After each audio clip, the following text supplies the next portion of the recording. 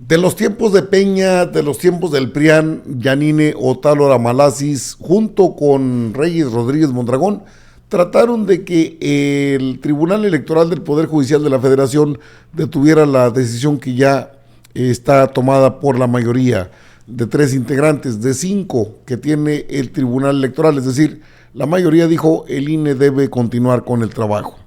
Hizo un berrido, un llorido, un chillido medio raro. Yanino Otálora Malasis tuvo que aguantar los argumentos que dio a conocer Felipe Fuentes Barrera, que fue el magistrado ponente de esta decisión, en la que se queda sin efecto cualquier acción de los jueces, ya. Por más que tengan mañaneras, por más que tengan sus medios de comunicación, no pueden detener esta decisión del Tribunal Electoral que dice adelante con el proceso electoral. Es inviable detener el proceso. Así lo dijo Fuentes Barrera.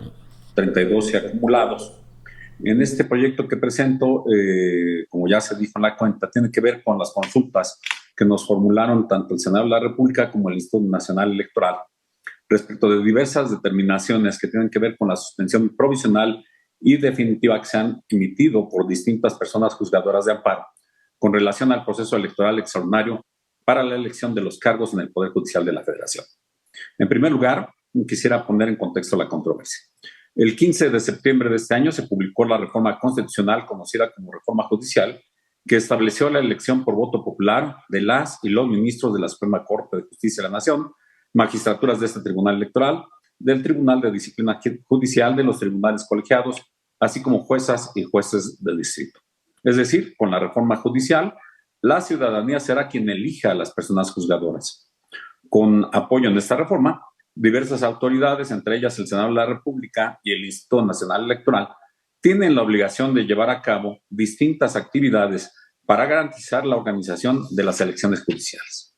Sin embargo, es de conocimiento público que en las últimas semanas se han presentado amparos en contra de la llamada reforma judicial y las y los juzgadores de distrito han ordenado la suspensión provisional o definitiva de los actos a los que se dirigen, precisamente aquellos que tienen a dar cumplimiento al ordenado en la máxima norma de nuestro país.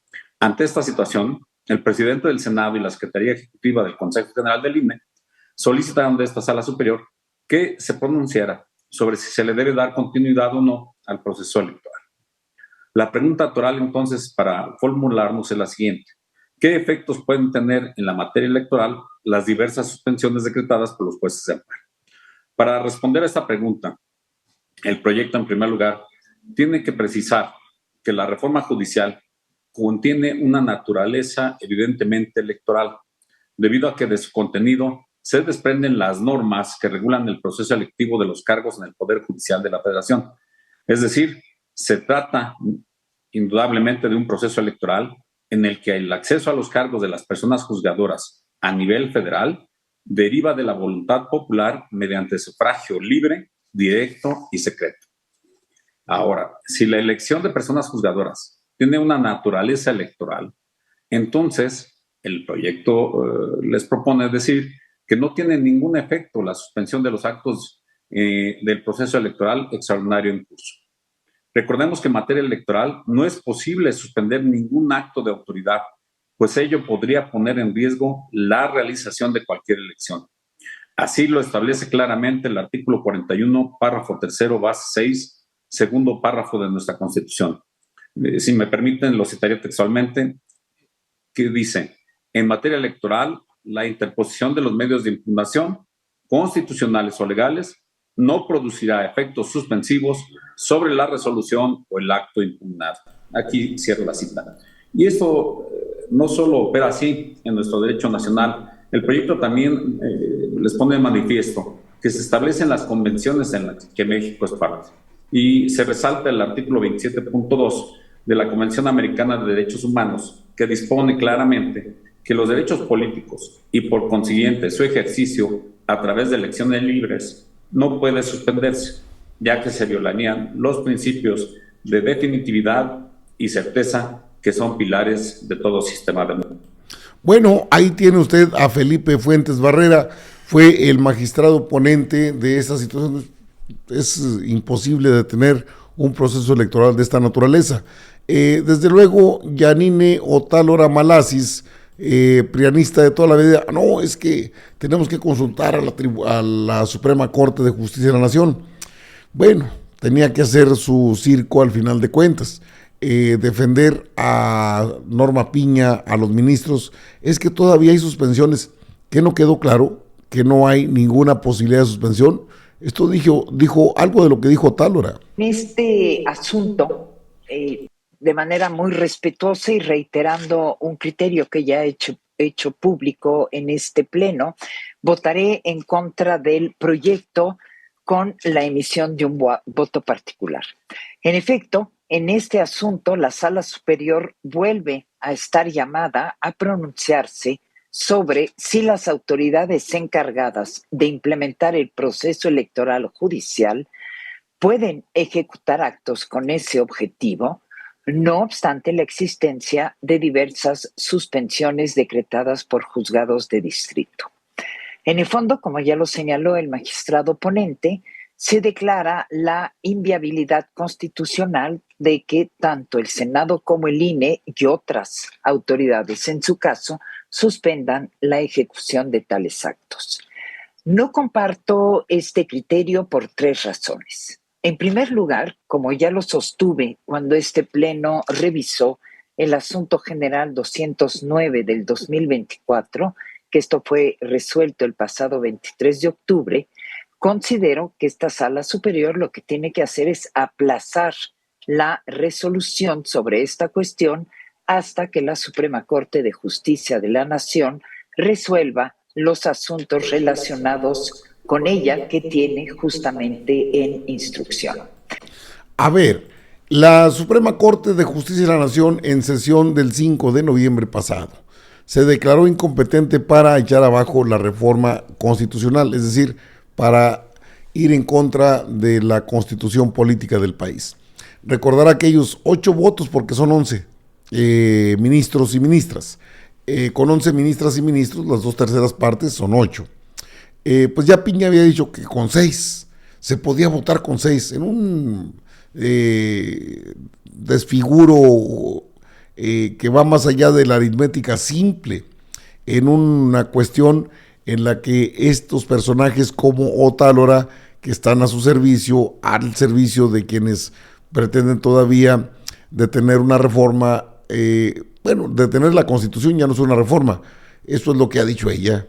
Y si bien, como ya fue señalado, la Suprema Corte ya resolvió las acciones de inconstitucionalidad e incluso diversas controversias promovidas en contra de la reforma al Poder Judicial, aún no se ha pronunciado sobre distintas solicitudes que le han sido sometidas para ejercer la facultad prevista en el artículo 11, fracción 17ª de la Ley Orgánica del Poder Judicial de la Federación.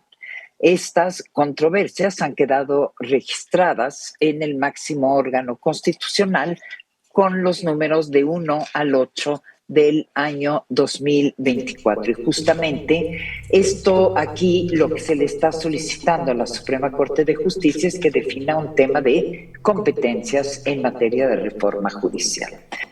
Bueno, en ese sentido, lo que tendría que hacer la Suprema Corte de Justicia de la Nación es sobreseer, es decir, dar por vistos las quejas de quienes pretenden todavía ampararse, actuar en contra de la constitución política del país, y es algo que ya no pueden hacer. Digo porque no está en sus facultades. Una vez que declaran inconstitucional el hecho de detener la reforma o detener a su manera la constitución política del país, todos los que son este tipo de expedientes se tienen que sobreseer. Es cuestión de tiempos, y tiempos muy rápidos, por cierto. Entonces, Otálora llora por la herida. Como ya lo he, y por ello, y ya lo sostuve, estimo debe aplazarse la resolución de estos asuntos, y esto sería acorde con diversos precedentes de la propia Sala Superior. Pero no solo eso, el aplazamiento como solución permite que la Suprema Corte de Justicia de la Nación se pronuncie en su calidad de máximo intérprete de la Constitución, con atribuciones constitucionales y legales para establecer con carácter vinculante el criterio. Ya fue. O sea, la Suprema Corte no es la intérprete de la Constitución. La interpretación de la Constitución pasa por el Poder Legislativo, no por la Suprema Corte. La Suprema Corte ha querido tener ese privilegio que pues se lo ha abrogado solos. Ellos mismos se lo han hecho, ellos mismos lo han hecho de esa manera, es decir, se han pronunciado en diferentes temas que no tienen que hacerlo, porque están violentando la división de poderes, de la que tanto hablan. Es decir, la Corte es un máximo tribunal, bueno, son 3 con las 2 salas, pero no tienen facultades para legislar. Últimamente lo han hecho, pero pues así acabó todo esto, mire. Así se dio la votación, y con esto, pues ya Otálora, Reyes Rodríguez Mondragón se quedan a la espera de lo que ellos quieran, pero son los únicos que están en contra. Entonces, secretario general, le solicito recabar la votación correspondiente. Con su autorización, magistrada presidenta, el magistrado Felipe de la Mata Pizaña. De acuerdo. Gracias.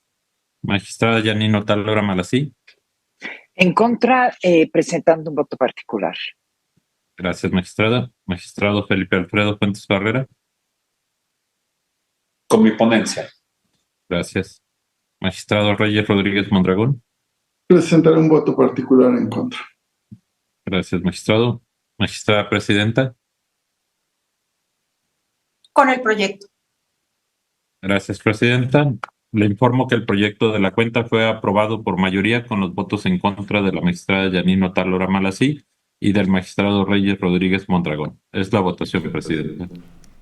Gracias, secretario. En consecuencia, en el asunto general 632 de este año y sus relacionados se resuelve: primero, se acumulan los recursos; segundo, se desecha la demanda indicada en la ejecutoria.